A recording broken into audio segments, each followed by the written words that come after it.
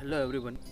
आज के इस वीडियो लेक्चर में 11th standard economics chapter number 1 का जो लास्ट टॉपिक है इम्पोर्टेंस ऑफ इकोनॉमिक्स, उसके बारे में हम डिस्कस करेंगे। देखो, इकोनॉमिक्स कोई भी इंडिविजुअल लेवल पे इकोनॉमिक एक्टिविटी परफॉर्म करता है अपने लाइवलीहुड के लिए, या फिर गवर्नमेंट जो इकोनॉमिक्स के अलग अलग एस्पेक्ट्स है, पैरामीटर्स है, उसके ऊपर परफॉर्मेंस करती है, या कोई कंपनी है, फर्म है और कोई इंस्टीट्यूशंस हैं, सबको इकोनॉमिक्स जो है और इकोनॉमिक्स को जो कंसेप्ट है वो बेसिकली डिसीजन मेकिंग में जो भी पर्टिकुलर इकोनॉमिक एक्टिव है उसको स्मूथली आगे बढ़ाने के लिए कंटिन्यूअस बेसिस पे उसको हेल्पफुल रहता है।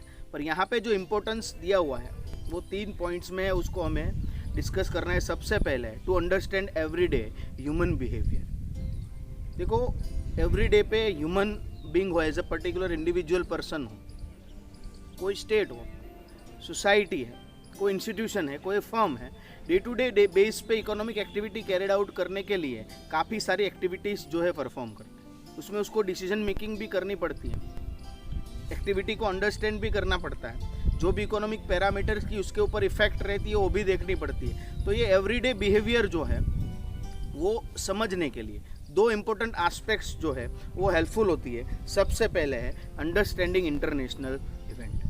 देखो, अभी ग्लोबलाइजेशन का टाइम पीरियड है, तो ये पर्टिकुलर टाइम पीरियड में पूरा वर्ल्ड एक ग्लोबल विलेज है।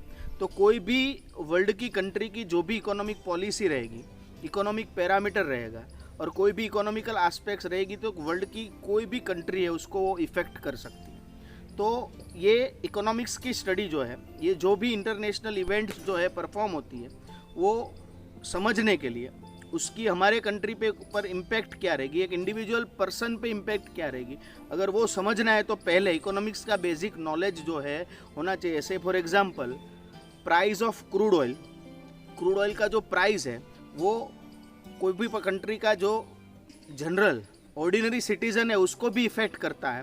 तो उसको किस तरह से इफ़ेक्ट करेगा, उसके हिसाब से उसकी लाइवलीहुड पर कैसे इफ़ेक्ट होगा, ये क्रूड ऑयल का प्राइस इंटरनेशनल लेवल पे जो इंक्रीज़ हो रहा है उसका।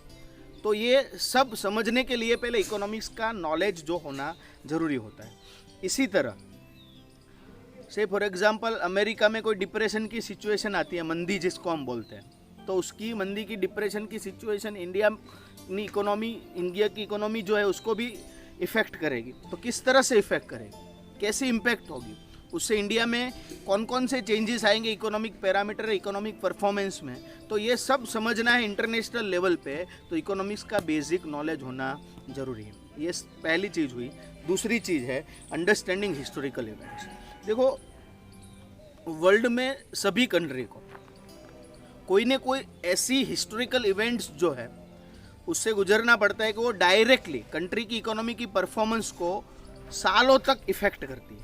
तो ये इफ़ेक्ट जो है उसको स्टडी करना, आगे के टाइम में, अभी के टाइम में हिस्टोरिकल इवेंट जो है वो किस तरह से इकोनॉमी पे इम्पैक्ट क्रिएट करेगी वो समझना है। तो ये हिस्टोरिकल इवेंट्स का इकोनॉमी के परफॉर्मेंस के ऊपर किस तरह का प्रेशर रहेगा, किस तरह की इफ़ेक्ट रहेगी, वो एस्पेक्ट अगर हमें समझनी है तो वो भी चीज़ समझने के लिए पहले बेसिक इकोनॉमिक्स का नॉलेज होना ज़रूरी है। से फॉर एग्जांपल हमें मालूम है कि 200 ईयर्स के हिसाब से इंडिया पे ब्रिटिशर्स, ईस्ट इंडिया कंपनी दोनों ने रूलिंग किया।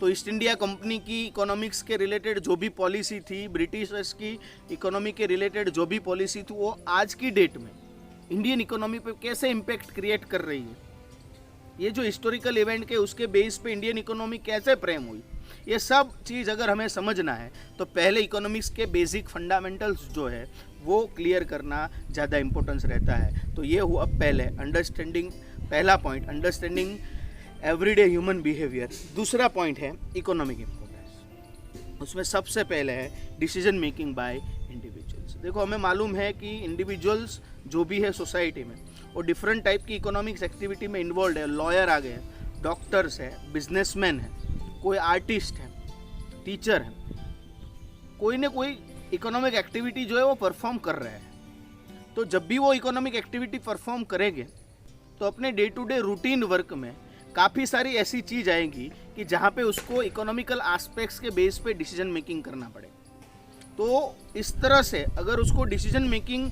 करना है तो इकोनॉमिक्स का बेसिक कंसेप्ट, इकोनॉमिक्स के फंडामेंटल एस्पेक्ट्स, इकोनॉमिक के कंसेप्ट जो अगर उसको मालूम रहेंगे, उसका थोड़ा बहुत भी उसको नॉलेज होगा, तो डिसीजन मेकिंग जो है इफेक्टिव वे में कर पाएंगे। तो वो डिसीजन मेकिंग इफेक्टिव वे में करने के लिए भी इकोनॉमिक्स जो है इम्पोर्टेंस है। फिर है अंडरस्टैंडिंग गवर्नमेंट पॉलिसी। देखो कॉमन पीपल को इकोनॉमिकल जो भी गवर्नमेंट पॉलिसी फ्रेम करते हैं, से फॉर एग्जांपल टैक्सेशन की पॉलिसी, से फॉर एग्जांपल गवर्नमेंट ने जो इनडायरेक्ट टैक्स की जो सिस्टम है उसको चेंज करके जीएसटी लागू किया, तो टैक्सेशन का स्ट्रक्चर हो, इंपोर्ट एक्सपोर्ट का स्ट्रक्चर हो, आरबीआई की गवर्नमेंट की जो आरबीआई ऑटोनोमस इंस्टीट्यूशन है वो कोई policy, monetary policy, fiscal policy, ऐसी कोई पॉलिसी फ्रेम करे, इंटरेस्ट रेट को चेंज करे, तो ये सब एस्पेक्ट्स जो है जो गवर्नमेंट अपनी पॉलिसी के हिसाब से चेंज करती है, उसका अल्टीमेटली हम सिटीज़न के ऊपर किस तरह से का इम्पैक्ट होगा, किस तरह से वो अपनी day to day routine activity में इफेक्ट करेगा, ये सब अगर समझना है तो वंस अगेन इकोनॉमिक्स का बेसिक फंडामेंटल नॉलेज जो है वो पर्सन के पास रहना चाहिए। तो ये चीज़ जो है इजीली हो सकती है। अब लास्ट इंपॉर्टेंट पॉइंट्स है प्रोफेशनल डिसीजन।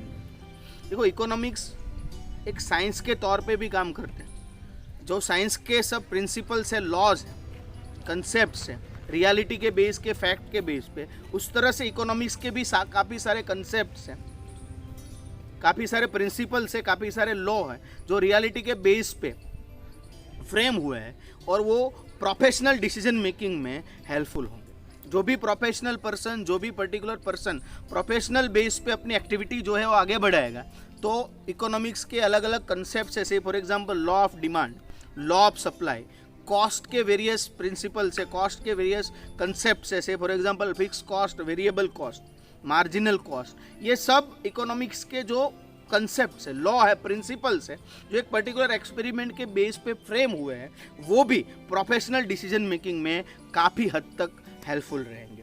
तो इस तरह से देखो इकोनॉमिक्स का इंपॉर्टेंस यहाँ पे 3 पॉइंट में दिया हुआ है जो आपको समझना है। सबसे पहले to understand everyday human behaviour, कि जो इंटरनेशनल इवेंट है, हिस्टोरिकल इवेंट है, वो किस तरह से ह्यूमन बिहेवियर पे इम्पैक्ट क्रिएट करेगा, वो समझाता है इकोनॉमिक्स।